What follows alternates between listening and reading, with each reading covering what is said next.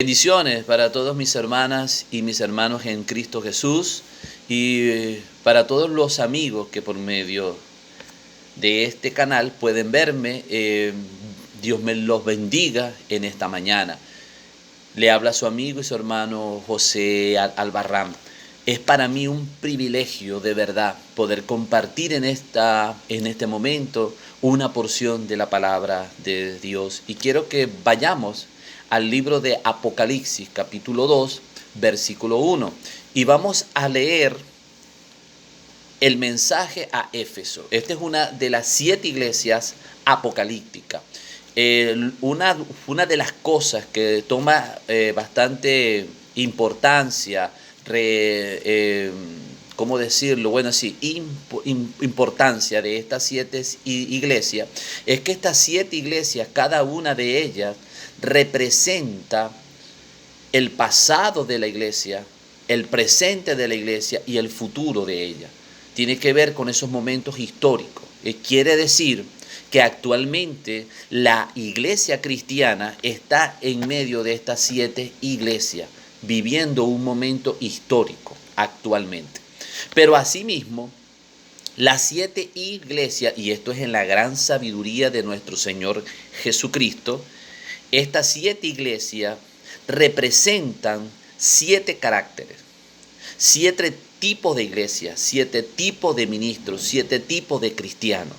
Con esto lo que les quiero decir es que todos los cristianos que han pasado, que actualmente están y que pasarán por esta tierra, estarán enmarcados dentro de estas 7 iglesias, o sea, dentro de estos 7 caracteres, dentro de estos 7 tipos, por decirlo así, estos tipos. Entonces hoy nos vamos a ocupar el mensaje a Éfeso. Para que entiendan un poco más, puedo decirle que actualmente existen ministerios Éfesos, cristianos Éfesos, y que vamos a estudiar un poco el carácter de esta iglesia para aprender de ella. La palabra Éfeso en sí quiere decir el primer amor, la amada. La iglesia de Éfeso, para su tiempo, fue una de las primeras iglesias que Pablo funda. Es la iglesia madre. De esta iglesia partió un gran evangelismo para esta parte de Asia. Pero vamos a la iglesia de Éfeso. Ya dijimos que la iglesia de Éfeso quiere decir el primer amor o la amada. Y leemos: escribe al ángel de la iglesia en Éfeso, el que tiene las 7 estrellas en su diestra, el que camina en medio de los 7 candeleros de oro, dice esto. Fíjate cómo comienza este mensaje. Y dice: escribe al ángel de la iglesia en Éfeso. Lo primero que tenemos que ver es que este ángel no está hablando de un ser celestial. Cuando la palabra aquí ángel se mete, está hablando de un mensajero. ¿Ok? Mensajero, esa es la palabra ángelo, que viene de la palabra angelus. Pero en sí la palabra lo que quiere hablar de mensajero. Entonces, por implicación, podemos saber que cuando dice aquí ángel, está hablando a los pastores o al líder de cada una de estas iglesias. Acoto acá, y ya de una vez podemos ir aprendiendo que Dios trabaja de esta manera. Dios siempre bajará el mensaje al pastor y del pastor o líder bajará al pueblo. Esa es la forma como Dios trabaja. Esa es la teocracia de Dios. Y por eso aquí dice: escribe al ángel de la iglesia en Éfeso. No dice escribe al grupo de diáconos de la iglesia. No dice escríbele al grupo de ancianos de la iglesia. No. Tampoco dice escríbele al concilio de la iglesia. Dice escríbele al ángel de la iglesia. ¿Quién es el ángel de esta iglesia? El pastor.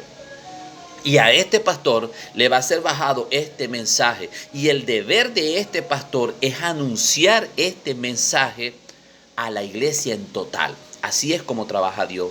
Por eso que es importante que nosotros entendamos cómo trabaja Dios, cómo es su gobierno. El gobierno de Dios siempre tendrá en la tierra un líder. A ese líder, él bajará la palabra, y esa palabra, la responsabilidad de este líder es llevársela al pueblo. Por eso que dice, escribe al ángel de la iglesia en Éfeso. Y dice acá, así sigamos, y dice, el que tiene las 7 estrellas en su diestra, el que camina en medio de los 7 candeleros de oro, dice esto. Si leemos el capítulo 1, en los últimos versículos, podemos ver que el misterio de las 7 estrellas, como bien lo dice en los versículos anteriores, dice que las 7 estrellas son los 7 ángeles. Los 7 ángeles son los 7 pastores. Podemos ver entonces y podemos concluir que estas 7 estrellas son los 7 pastores que están en la diestra de Jesucristo. A usted me preguntará por qué están en su diestra, o sea, por qué están en su mano derecha y no están en su mano izquierda. Simplemente porque la derecha representa la justicia y el poder. Jesús está diciendo acá que los pastores de las distintas iglesias cristianas están en su poderosa mano de justicia y que de ahí nadie los va a sacar. Yo le voy a dar un consejo en este momento y vamos a comenzar a aprender. Estos 7 pastores están en las manos de Dios. Déjelos allí. Déjelos allí.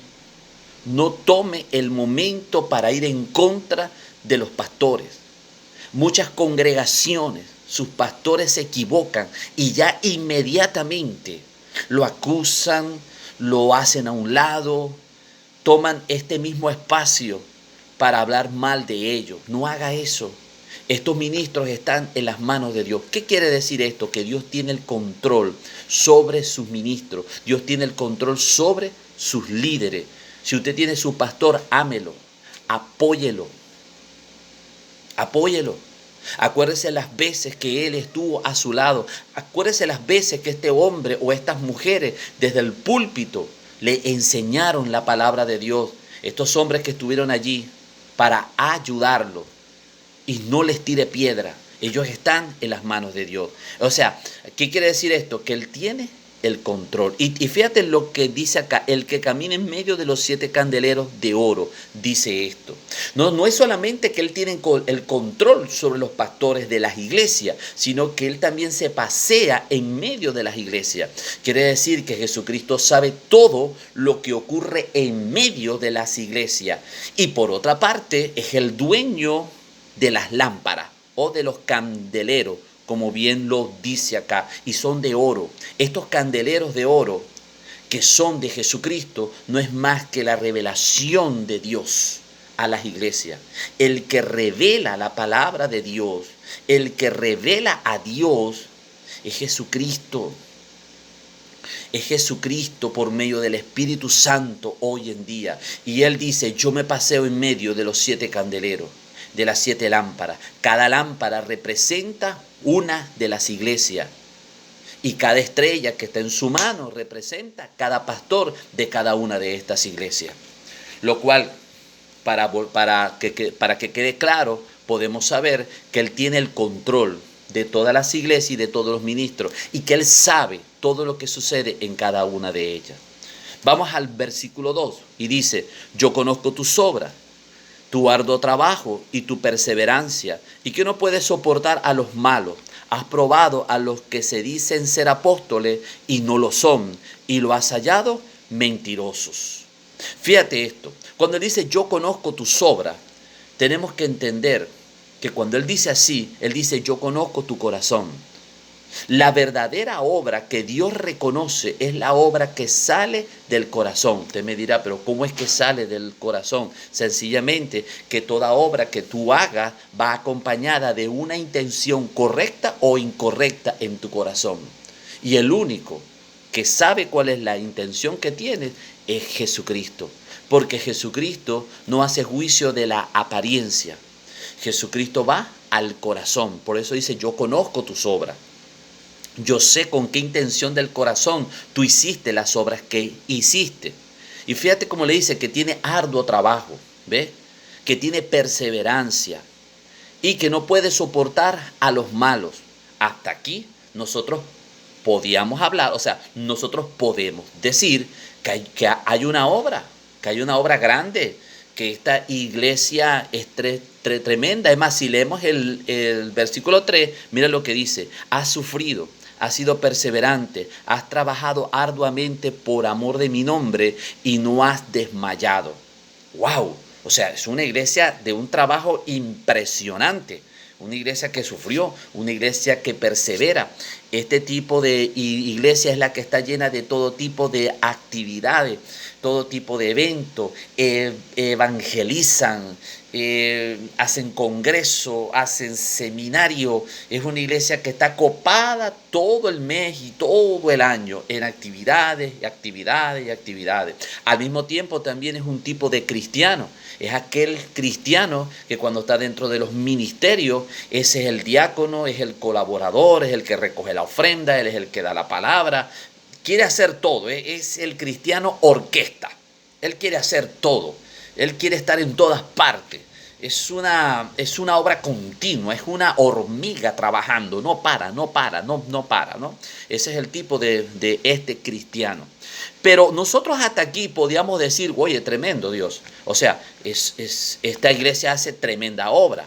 Pero hay una palabra que no podemos olvidar que leímos al principio.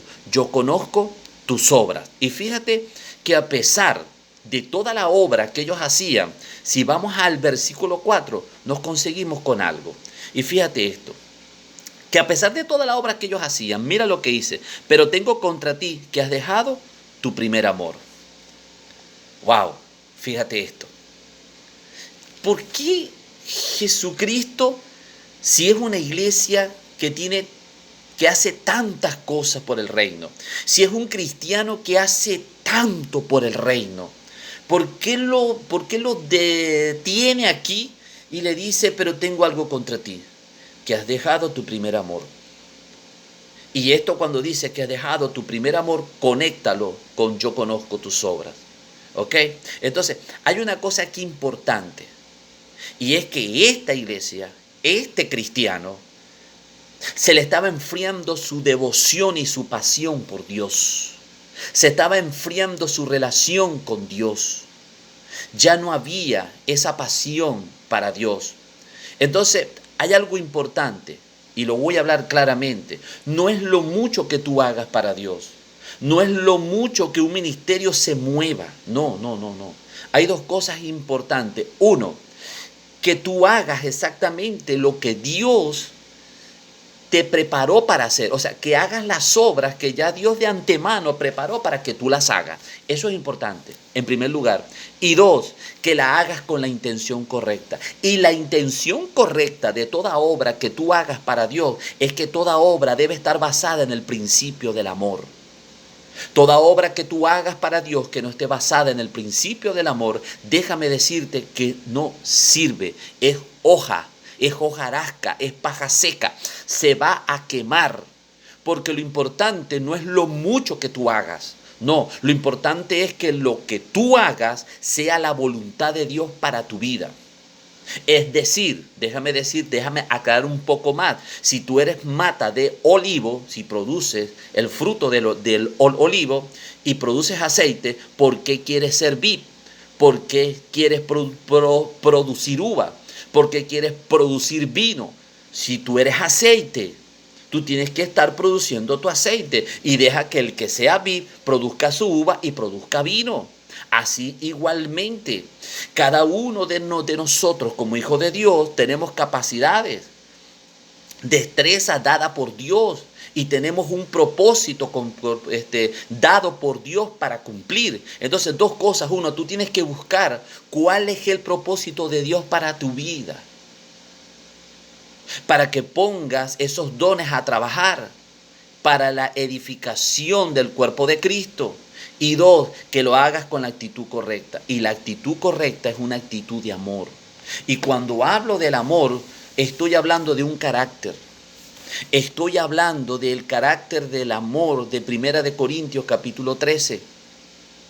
Y fíjate que cae bien. Vamos a buscarlo. Vamos a 1 de Corintios capítulo 13.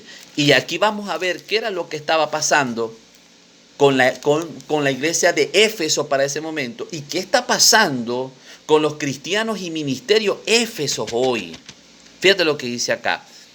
1 Corintios capítulo 13, versículo 1 dice: si yo hablara en lenguas humanas y angelicales y no tengo amor, vengo a ser como metal que resuena o címbalo que retiñe. Y si tuviera profecía y entendiera todos los misterios y todo conocimiento, y si tuviera toda fe, de tal manera que trasladara los montes, y no tengo amor, nada soy.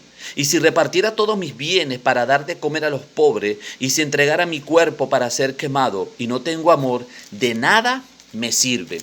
Fíjate lo que Pablo está hablando. Y está hablando Pablo, que fue el fundador de esta iglesia. Pablo fundó en esta iglesia en los principios del amor.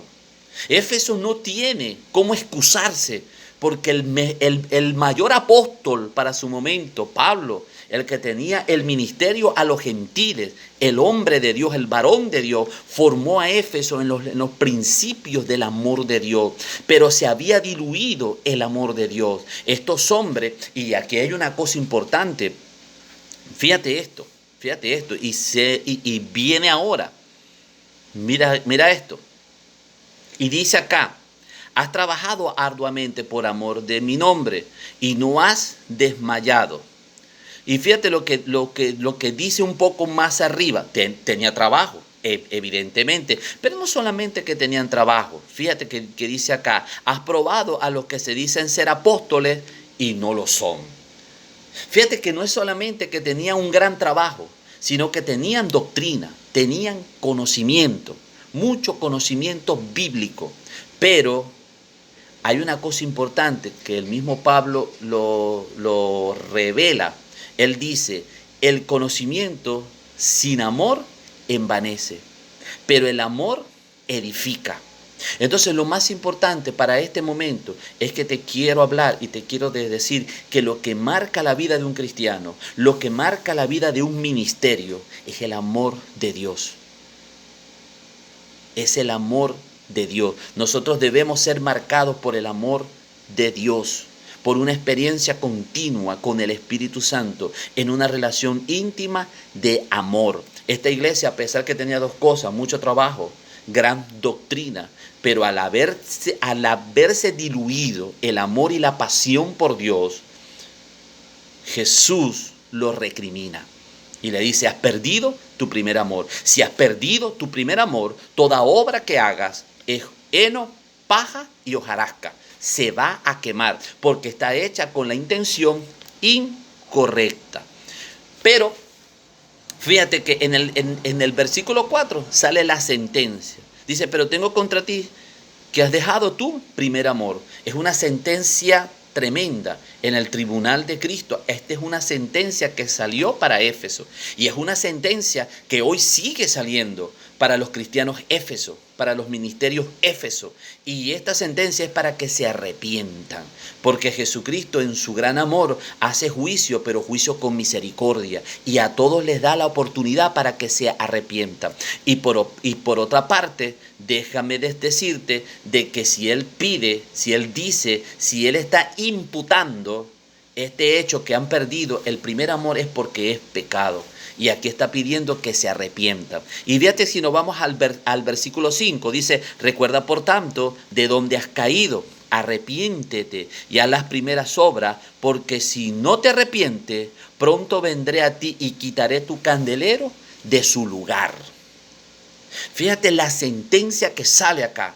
Y esto es urgente, esto es tremendo, porque Jesucristo lo que está hablando es que si no te arrepientes, si no te vuelves a hacer las primeras obras, si no vuelves otra vez a tener una vida de oración, una vida de intimidad, si no vuelves a aquellos primeros momentos cuando llorabas delante de su presencia, si aquellas iglesias no vuelven a aquel momento cuando el momento de adoración y de alabanza era un momento precioso, si no vuelven a aquellas primeras obras de aquel amor, de aquella relación, de aquella intimidad con Dios, el candelero va a ser quitado. ¿Qué quiere decir que el candelero va a ser quitado? Bueno, ¿para qué sirve una lámpara? Para alumbrar. Y Jesús está diciendo, si tú no te arrepientes, porque todavía tenían la lámpara, a pesar de que el amor se estaba enfriando, todavía tenían la lámpara. Él dice, pero si no te arrepientes, voy a quitar tu candelero. Quiere decir que esta iglesia va a quedar en completa oscuridad. Quiere decir que esta iglesia le va a ser quitada la revelación. Lo que hace a una iglesia es la revelación de la palabra de Dios. Lo que hace una iglesia es la presencia del Espíritu Santo. Espíritu Santo es una lámpara para cada iglesia y para cada cristiano. Una iglesia sin presencia está muerta. Un cristiano sin presencia de Dios está muerto. Un cristiano y una iglesia que simplemente adora y alaba por costumbre, da palabra simplemente por una costumbre, por un hábito, donde todo está frío, donde no se mueve el Espíritu Santo, donde no hay revelación, no hay iluminación, no hay nada. Es una iglesia muerta, es una iglesia que ha pasado de ser un ente espiritual para convertirse en una corporación más. Y simplemente es un centro social, es un centro para compartir un momento. Pero déjame decirte que la iglesia de Jesucristo no es un centro simplemente social, es un ente espiritual. Es un ente donde el Espíritu Santo debe regir las vidas. Así mismo es la vida de un cristiano. Si tú simplemente has dejado tu primer amor y ese vacío de Dios que está quedando en ti, lo estás llenando con puras obras y piensas que Dios te va a aprobar por las muchas obras que tú hagas, déjame decirte que está mal. Porque si a Éfeso no se la dejaron pasar, si Éfeso se estaba enfriando en su primer amor y a Éfeso la están deteniendo y le están diciendo estás mal, déjame decirte que a ti también te están diciendo lo mismo. Tienes que arrepentirte, tienes que hacer las primeras obras. Ahora, fíjate esto, y aquí quiero tomar la parte histórica. Fíjate que Éfeso es la iglesia o es ese periodo que va desde la iglesia apostólica en los tiempos de Pentecostés hasta esta iglesia que es una iglesia completamente gentil. Ahora fíjate, ¿dónde comenzó la ruina de la iglesia? ¿Dónde comenzó la distorsión de la palabra de Dios? Donde el diablo pudo entrar y pudo corromper los principios doctrinales de la iglesia, simplemente cuando logró enfriar a la gente, cuando logró que la gente perdiera esa pasión y ese amor por Jesucristo, esa pasión y ese amor y ese anhelo por el Espíritu Santo. Mira, puedo concluir que toda ruina de todo cristiano comienza cuando se enfría su amor por Dios. Y es importante porque los 10 mandamientos, ellos empiezan con el primer mandamiento, que es amar a Dios con toda tu fuerza. Amar a Dios con todo tu espíritu, toda tu alma, con toda tu mente, con todo tu ser. Y el segundo es amar a tu prójimo como a ti mismo. Esta iglesia estaba enfriándose su amor a Dios y a su prójimo. Quiere decir que esta iglesia se estaba levantando como una iglesia indolente, indiferente. Hoy en día hay iglesias Éfeso, hoy en día hay cristianos Éfeso que se han vuelto indolentes, se han vuelto indiferentes ante el dolor, ante el sufrimiento de la gente. Y esto ha sucedido porque han perdido su primer amor. Han perdido su relación con Dios, han perdido la experiencia diaria con el Espíritu Santo. Y lo único con lo que se han quedado es una doctrina, es un conocimiento. Pero el conocimiento sin amor envanece, trae vanagloria.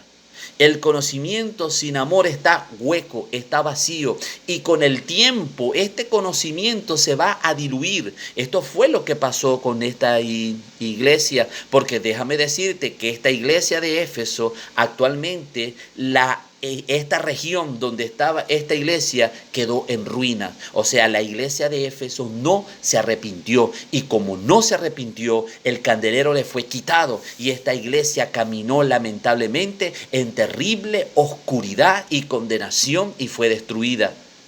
Y todo cristiano éfeso debe prestar atención. Si estás caminando hacia una relación más con el mundo que con Dios, tienes que arrepentirte. Porque el candelero, la luz, te va a ser quitada. Es una advertencia que Dios hace. Hoy esta palabra está vigente. Pero vamos a seguir. Y fíjate lo que dice el versículo 5. Recuerda por tanto de donde has caído. Y dice, arrepiéntete y haz las primeras obras. Porque si no te arrepientes, pronto vendré a ti y quitaré tu candelero de su lugar. Lo que estábamos hablando va a quedar en plena oscuridad. Ya no va a haber revelación, ya no va a haber iluminación. Los predicadores de las iglesias Éfeso son los predicadores el cual la Biblia le queda sellada, que aunque la lean, no la van a entender, que aunque la puedan leer, no van a llevar una palabra por el Espíritu. Las iglesias Éfeso son las iglesias que llevan historias a los altares. Las iglesias Éfeso son las iglesias que han sustituido la presencia de Dios y la unción de Dios por el espectáculo y las emociones. El cristiano Éfeso es el cristiano que ya la Biblia se le selló. Se le selló, está en plena oscuridad. Y lo más lamentable es que llegue a ser líder. Un líder que camina en oscuridad va a guiar a otros hacia la oscuridad. Y va a caer tanto, él va a tropezar, porque el que está en oscuridad tropieza y cae. Y todo líder que esté caminando en este carácter de Éfeso va a tropezar y va a caer. Y los que lo siguen también le va a suceder lo mismo.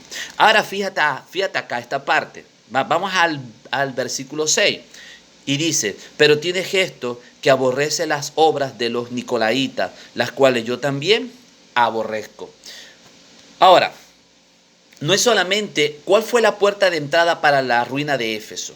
La puerta de entrada fue la pérdida del primer amor.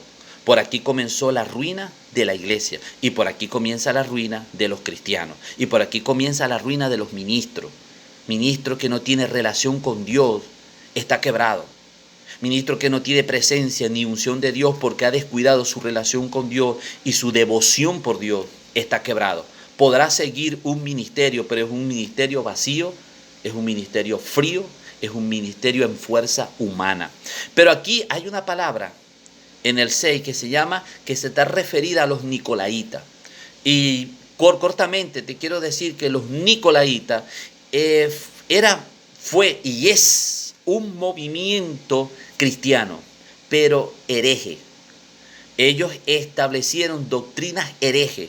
Una de las primeras doctrinas herejes que los nicolaitas, no solamente que en Éfeso quisieron establecer y no se lo permitieron, sino que cuando sigamos leyendo las otras iglesias, vamos a ver que ellos aparecen y sí lograron establecer estas doctrinas satánicas, malvadas.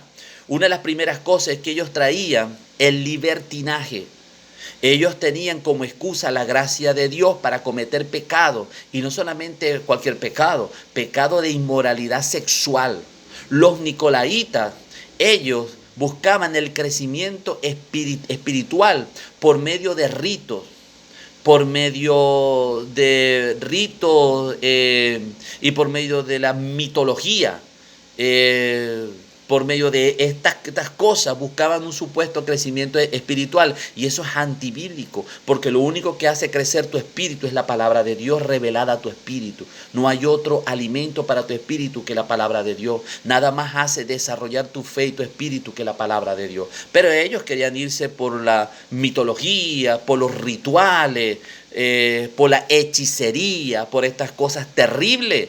Pero esa hechicería ellos la querían maquillar de un cristianismo y querían meter esos rituales dentro de la iglesia. Y por otra parte, ellos también querían traer el gobierno humano sobre la iglesia.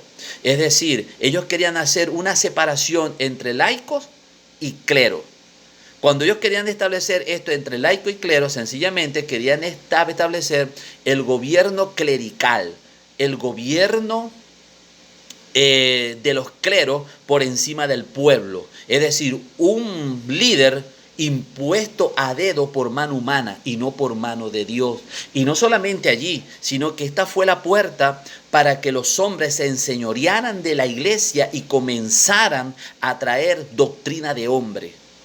Comenzaran a traer doctrina basadas en la cultura de ellos y comenzaran a traer ordenanzas humanas como ordenanzas de Dios. Esto actualmente sigue vigente. Este movimiento nicolaíta satánico se sigue moviendo en las iglesias. Y fíjate que Dios las aborrece. Dios aborrece porque los nicolaitas se mueven en la hipocresía.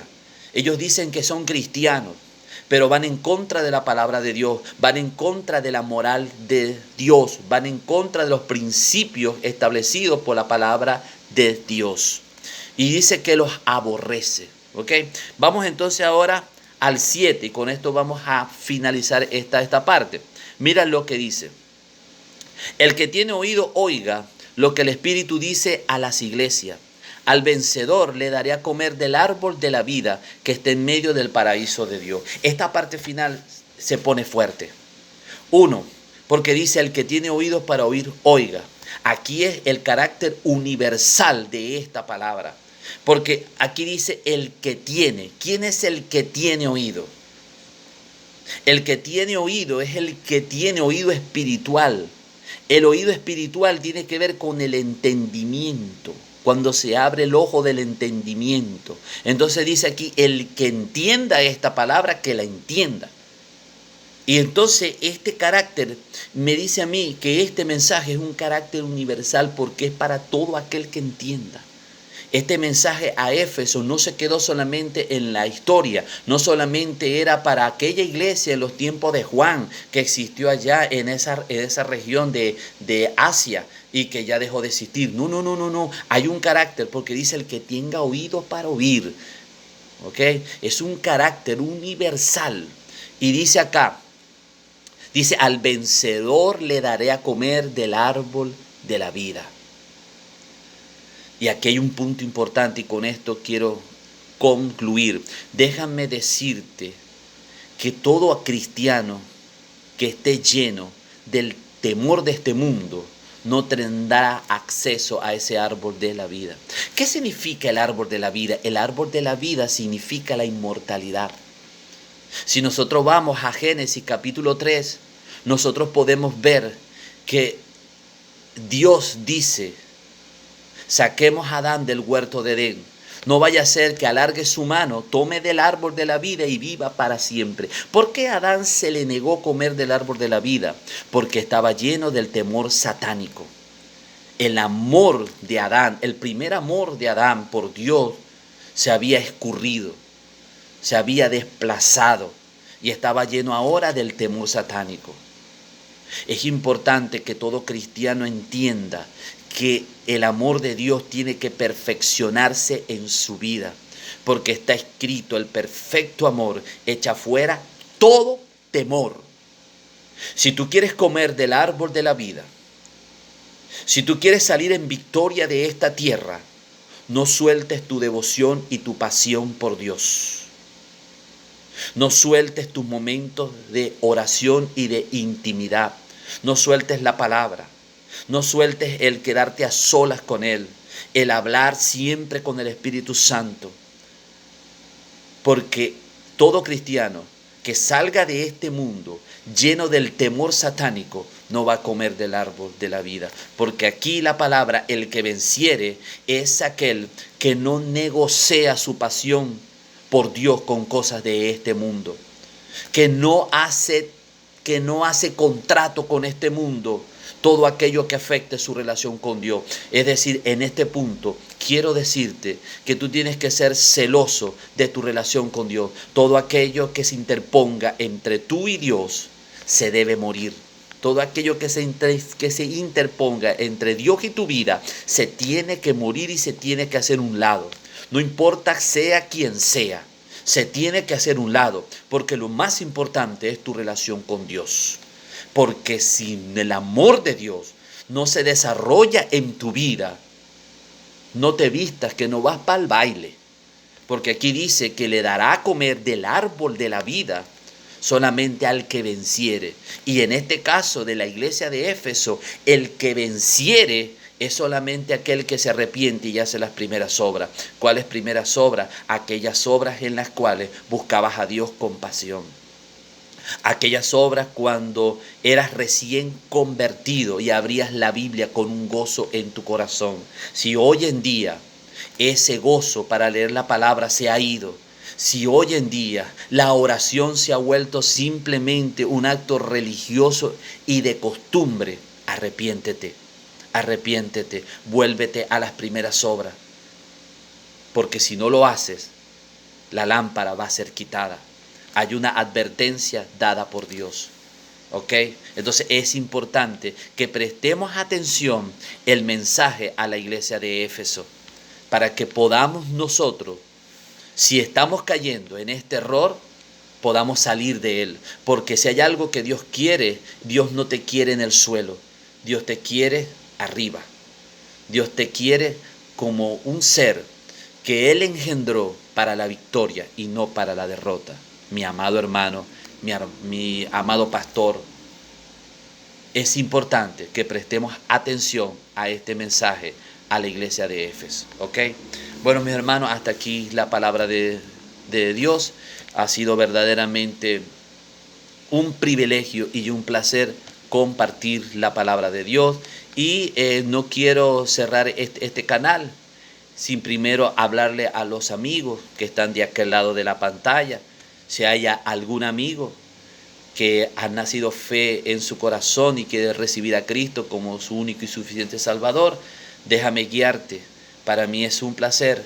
Déjame guiarte en una sencilla oración, pero con fe, en que hoy puedes pasar de muerte a vida, en que hoy puedes pasar de las tinieblas a la luz admirable de Jesucristo.